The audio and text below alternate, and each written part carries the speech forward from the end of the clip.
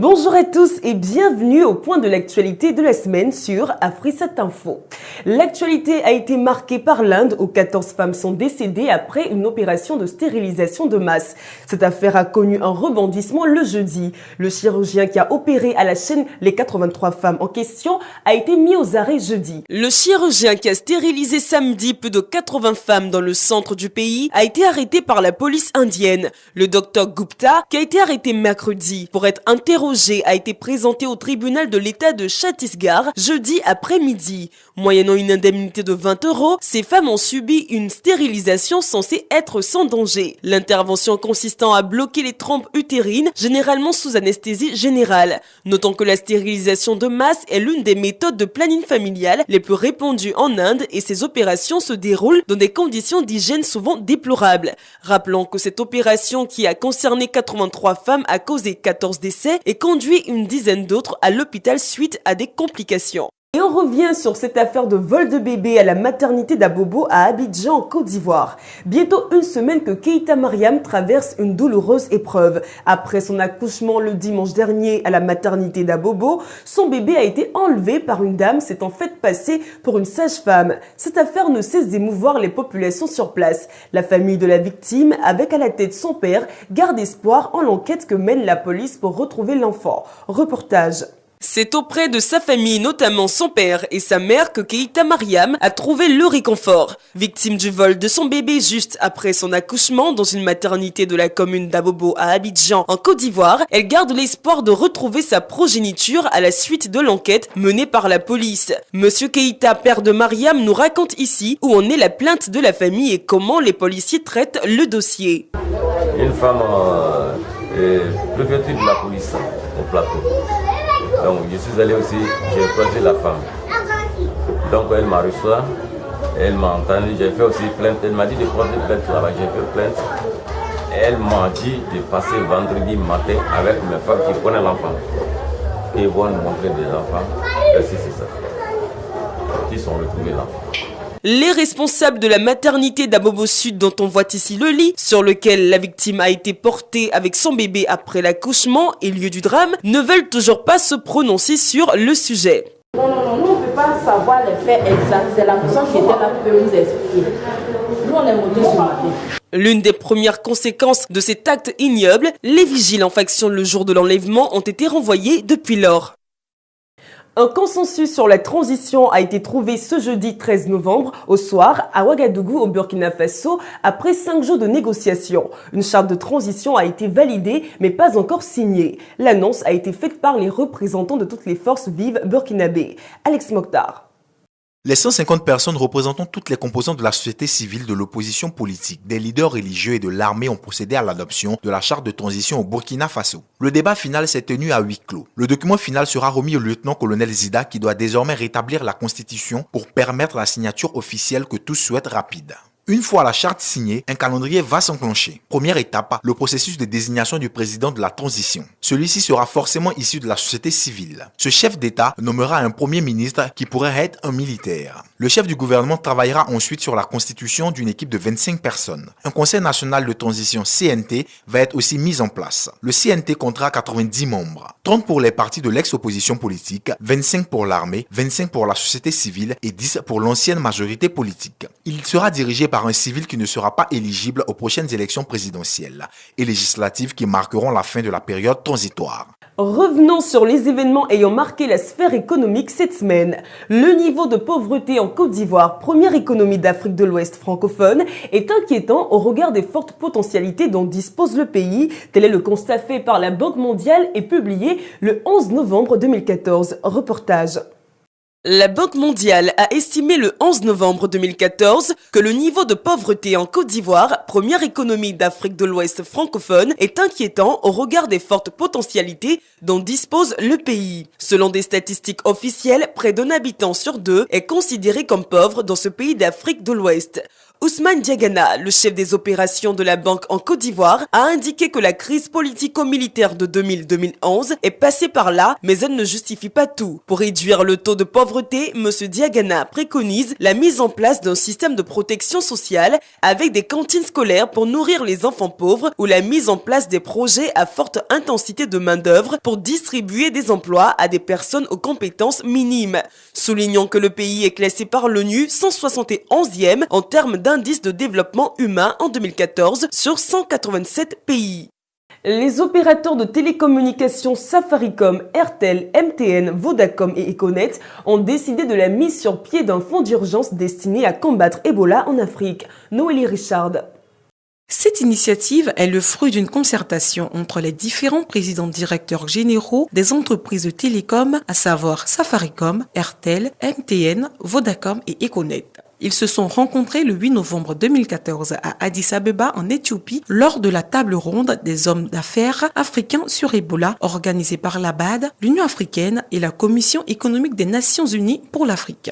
Chacune de ces entreprises va solliciter d'ici décembre 2014 une contribution volontaire de 455 francs CFA à ses abonnés. La somme qu'elle espère lever est de 13 195 millions de francs CFA. Dans le communiqué sanctionnant cette rencontre, l'Union africaine affirme que les ressources financières récoltées serviront à empêcher une nouvelle éclosion d'Ebola en Afrique de l'Ouest. Le groupe kényan Equity Bank a obtenu une facilité de financement de 13,5 milliards de shillings, soit environ 65,520 milliards de francs CFA de la Banque africaine de développement BAD afin de renforcer sa capacité à prêter plus facilement aux petites et moyennes entreprises faisant partie de son marché. On en reparle avec Rose Alibeda. Equity Bank, un des plus importants groupes bancaires d'Afrique, suit le chemin pris par de nombreuses autres banques opérant au Kenya.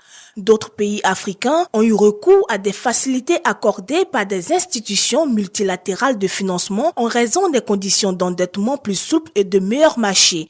Il faut aussi dire que, comme la plupart des banques en Afrique, Equity Bank est confronté au dilemme des dépôts importants mais de très court terme. Ceci ne permet pas d'envisager efficacement un financement de longue durée, et ce, en raison des différentes réglementations qui se rejoignent sur ce point dans la région. Kenya Commercial Bank, Chase Bank et Cooperative Bank ont bénéficié du même programme. Parlons événements sportifs de la semaine.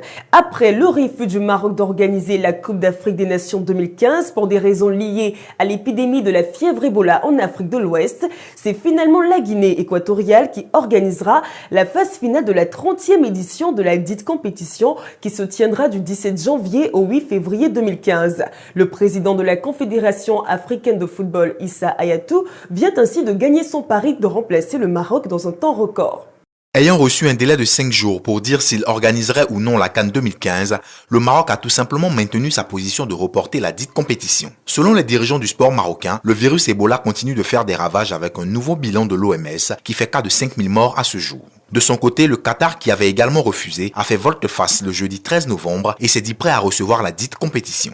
Toujours au sujet de la Coupe d'Afrique des Nations, la Côte d'Ivoire a remporté pour la phase éliminatoire son match contre la Sierra Leone avec un score bien pourvu de 5-1. Reportage. Les éléphants de Côte d'Ivoire ont battu la Sierra Leone le vendredi 14 novembre au stade Félix Houphouët-Boigny d'Abidjan, Côte d'Ivoire, au cours de la 5e journée comptant pour les éliminatoires de la CAN 2015 de football. Même s'il a fallu attendre la seconde mi-temps pour voir leur fureur, les poulains d'Hervé Renard se sont finalement imposés sur le score de 5-1 grâce aux réalisations de Kolo Touré, Max Gradel, Gervais Kouassi et à un doublé de Salomon Kalou. Après ce match, les éléphants comptent 9 points au classement du groupe D, tout comme la République démocratique du Congo qui devra affronter samedi le Cameroun, leader du groupe. Les matchs amicaux en prélude aux éliminatoires de l'Euro 2016 se sont joués à l'affiche des chocs entre autres Pays-Bas-Mexique ou encore France-Albanie. On revient sur ces matchs dans cet élément. Plusieurs matchs amicaux se sont tenus jeudi 13 novembre en prélude au match comptant pour les éliminatoires de l'Euro 2016. Le Brésil, opposé à la Turquie, s'est imposé 4-0 à Istanbul. En forme depuis son échec au mondial, le Brésil a largement dominé la Turquie grâce à William et à Neymar qui s'est même offert un doublé, portant ainsi son total de buts à 42 avec la Seleção. Les Pays-Bas de leur côté recevaient le Mexique à Amsterdam. Les coéquipiers d'Arjen Robben n'ont pas fait le poids et se sont inclinés 2-3 devant un Mexique très dominateur grâce surtout à un doublé de Carlos Vera. Ce fut une belle revanche pour les Mexicains après leur défaite en 8e de finale face aux mêmes Néerlandais au cours de la dernière Coupe du Monde. Belle affiche également entre l'Argentine, finaliste de la dernière Coupe du Monde, qui s'était opposée à la très prometteuse Croatie. Si les Argentins ont mal débuté la rencontre en encaissant un but à la 21e minute, ils sont parvenus à faire la différence en s'imposant au final grâce à Ansaldi et à Lionel Messi sur penalty. Le Barcelonais a inscrit là son 43e but avec la sélection argentine. Il s'est ouvert depuis le lundi 10 novembre la 45e édition du Master de Londres. Le numéro 1 mondial a justifié son rang en battant Marin Cilic. Roger Federer a également tiré son épingle du jeu face à Andy Murray. Reportage. La 45e édition du Master de Londres a débuté depuis ce lundi 10 novembre. Le double tenant du titre, Novak Djokovic, qui était opposé ce mercredi au Croate Marin Cilic, n'a fait qu'une bouchée de Cilic en le battant en 2 manches 6-1, 6-1 en moins d'une heure de jeu. Qualifié de son côté avant de jouer pour sa 12e demi-finale du Master de Londres, le Suisse Roger Federer a quant à lui dominé et éliminé Andy Murray 6-0, 6-1. Ce jeudi, lors de la 3e et dernière journée du groupe B.